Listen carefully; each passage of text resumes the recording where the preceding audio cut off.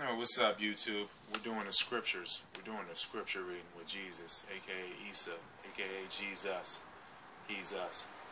Anyway,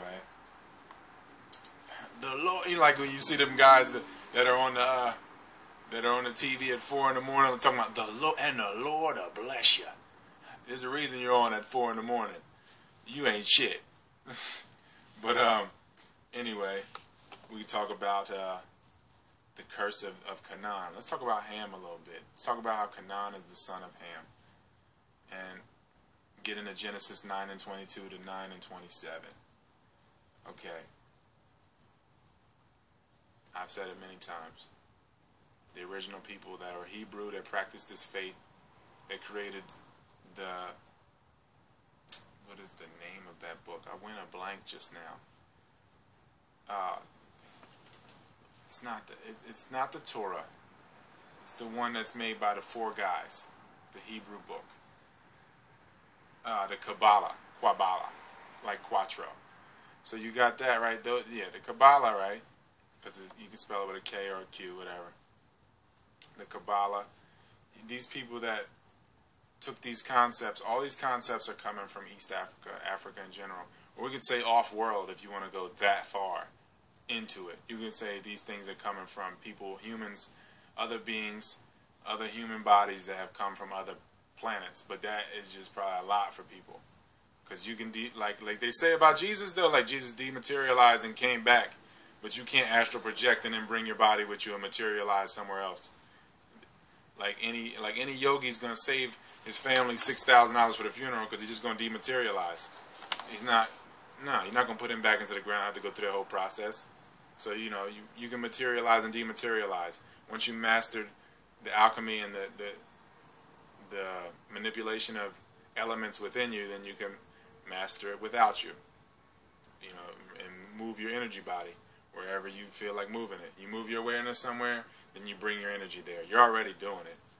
You know, you're already doing it with anxiety in different ways. You're just doing it in a non-complimentary way. So Ham, like many people know, was black. All colors are shades of black. I don't really want to get into this to create any divide and conquer because we're all black, just different shades. I'm just saying that Ham is black. And Canaan is the son of Ham.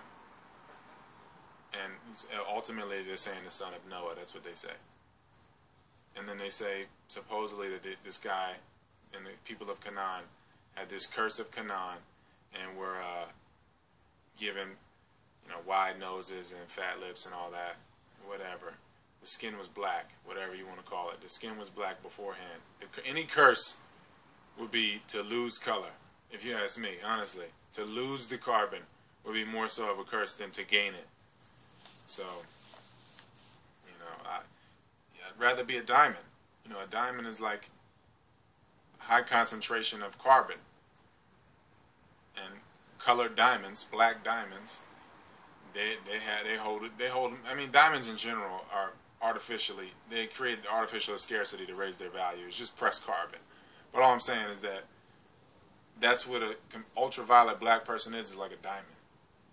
So like, it's a beautiful thing to be of high carbon. It's not a bad thing. And I'm not saying the other shades are wrong or bad. I'm just saying that this connotation with black being bad, and it's just wild. It's wild how the darkness has this negative connotation or bad connotation when the light creates the shade.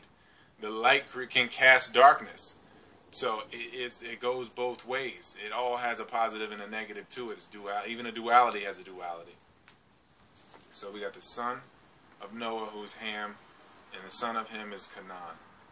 And the nose of Canaan, this Jew nose, everybody's running around saying the Jew nose, right, is the nose or facial structure of Canaan. These people are really Ethiopian. They're really East African. Like they say, the son of Canaan eventually went from the Middle East into Ethiopia and repopulated in there. And honestly, I just feel like the footsteps go either way. You know, like with anything. Like the Native Americans say, the footsteps go either way, over the strait. And like, again, America was once called Melanesia, and the Aborigines were the original inhabitants of North America.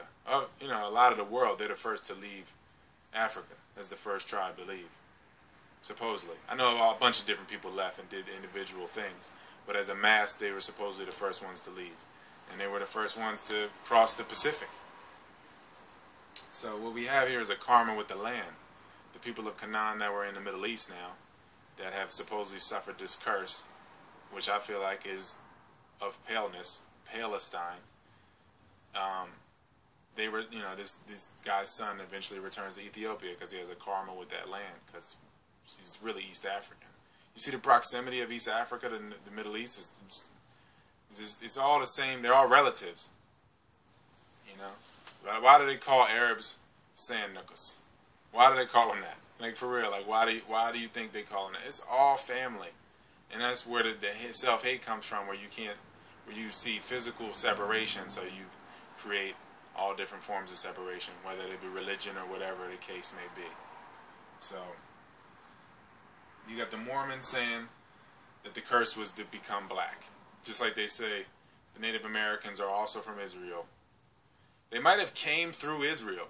Some of them may have came up from East Africa through Israel, Silk Roaded it out, and across Asia, you know, and by land or sea, got to North America, South America, you know, and mixed it up with the people that were already there, and like the Olmecs, because the Olmecs are already in Central and South America.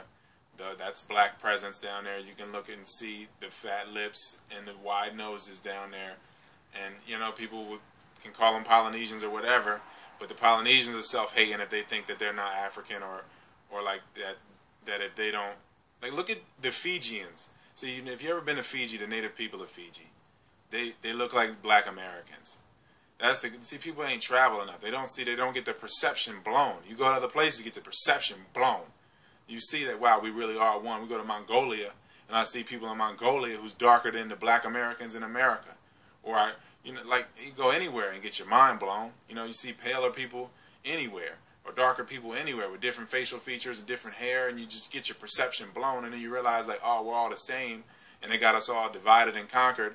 And now I'm talking on YouTube about this shit that we already knew, and now, you know, it's heavy, yo, learning what we already know.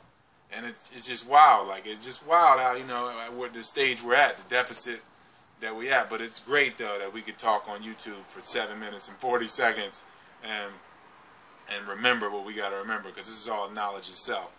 And it might just jar something else in you. You know, you might not even like my videos. It might just bring you to somebody else's video, and then you remember something. And that's what it's all about, you know. That's what it's all about. So you got the Mormons saying that the curse of the Native American is that they got pale, just as they said that the curse of Canaan was to get black.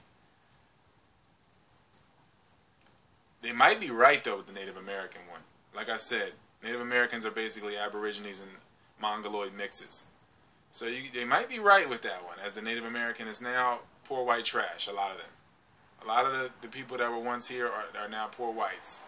And they're really the souls of the Native Americans. They just don't know themselves, and that's why they're at the bottom of the barrel where they're at. And it's rough, you know, being pale like that, and being one of the original inhabitants, but not having really any remnants. Your ripple was so rough and brought you down so to a crazy level, to where now you're at the bottom of society, because white trash really gets stepped on. And people, I know, people of color, especially black, get it bluntly, because of their potential. But when you're white trash, it's like you might get it worse. You might get it worse being white trash. So it's all, you know, it's all self-hate to disconnect like that either way.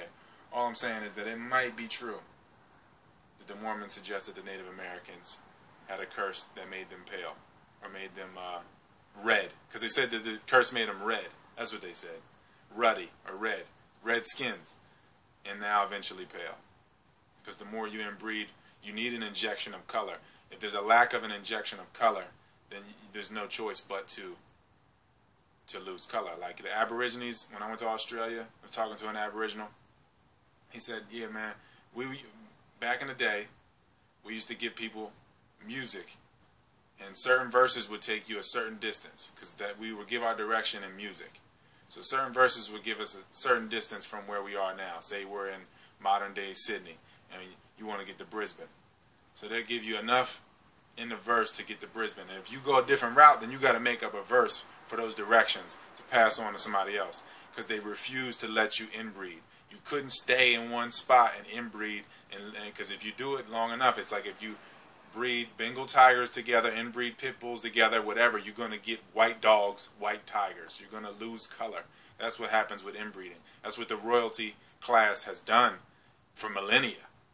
They inbreed to keep it in the family so tight, and then you need to break in the genetics at some level to keep things, to perpetuate things. Because once it's too tight, then the cycle, it doesn't really spin. It's like how you have like two big banks in America now, with Chase kind of being another big bank, but really you got Bank of America, Wells Fargo, JP Morgan Chase.